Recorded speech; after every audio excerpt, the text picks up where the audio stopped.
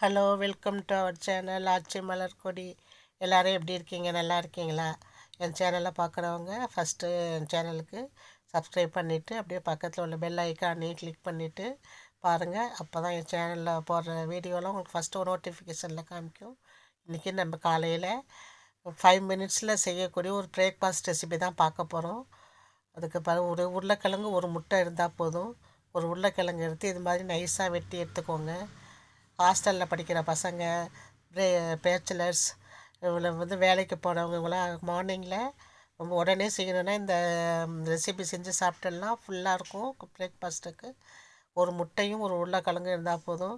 ஒரு உருளைக்கிழங்கு நல்லா தோலை செய்விட்டு இது மாதிரி ரவுண்டு ஸ்லைஸாக வெட்டிட்டு நீள வாக்கில் நைஸாக தூண்டாக வெட்டி எடுத்துக்கோங்க. இது 5 மினிட்ஸில் செஞ்சிடலாம்.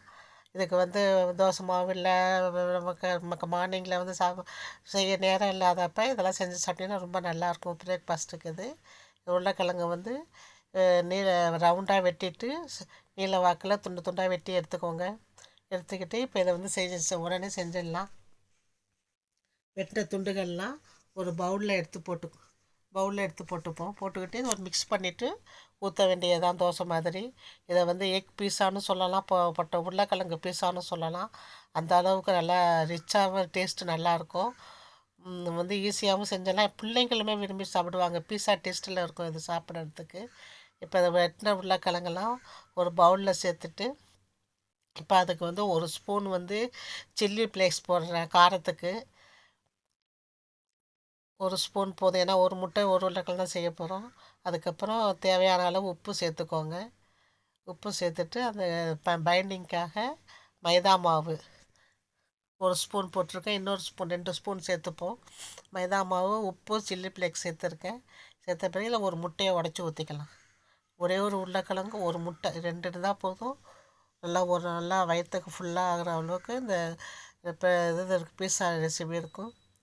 இப்போ நல்லா வச்சுட்டு இதில் கொஞ்சோண்டு ஒரு 2 ஸ்பூன் தண்ணியை ஊற்றிக்கணும். ஏன்னா அது இதாக இருக்குது, அதுக்காக 2 ஸ்பூன் தண்ணி சேர்த்துக்கலாம். ரொம்ப தண்ணி சேர்த்தா இதாகிடும். 2 ஸ்பூன் சேருங்க போதும். போட்டு நல்லா அடிச்சுக்கணும். நல்லா மிக்ஸ் பண்ணி நல்லா கலக்கி உருளைக்கிழங்கு, முட்டை, அந்த மாவு நல்லா சேர அளவுக்கு நல்லா அடித்து எடுத்துக்கோங்க.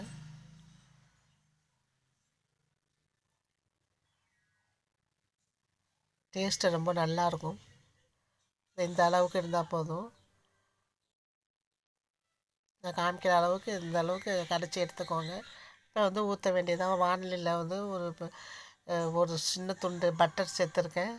சேர்த்து நல்லா மெல்ட் ஆகட்டும். மெல்ட் ஆனோடனே அதெல்லாம் இப்போ நம்ம அடைச்சி ஊற்றி வச்சுருந்தேன் முட்டை கலவையை ஊற்ற வேண்டியது தான். நல்லா மெல்ட் ஆகிட்டு அடுப்பை சிம்மில் வச்சுக்கோங்க. ஏன்னா அந்த உருளைக்கிழங்கு வேகணும். அதனால் சிம்மில் வச்சுக்கிட்டால் போதும், 2 நிமிஷத்தில் வந்துடும். இப்போ நம்ம அடைச்சி வச்சுருந்த முட்டை கலவையில் ஊற்றி வச்சு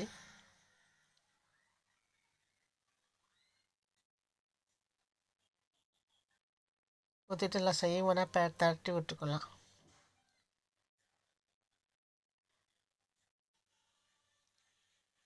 ஒரு முட்டைக்கு எவ்வளோ வருது பாருங்கள். ஒரு உருளைக்கிழங்கு தான், முட்டையில் வெங்காயம் எதுவுமே சேர்க்கல. நம்ம வெறும் முட்டையும் உருளைக்கிழங்கு மட்டும்தான், இல்லை வீட்டில் இருக்கக்கூடிய பொருள் தான்.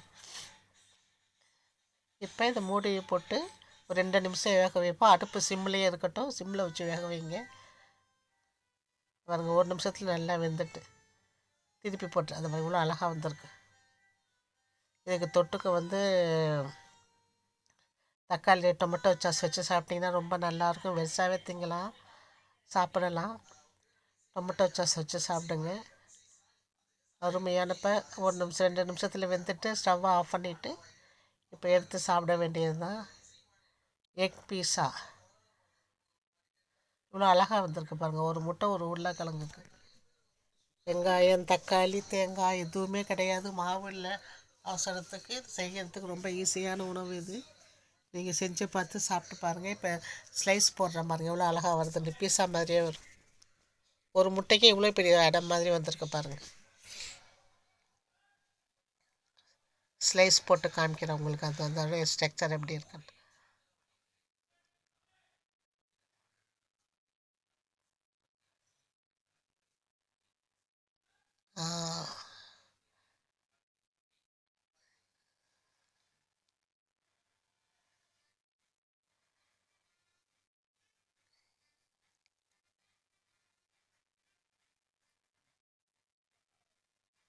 இவ்வளோ அழகாக வந்திருக்கு பாருங்கள் எக் பீஸா.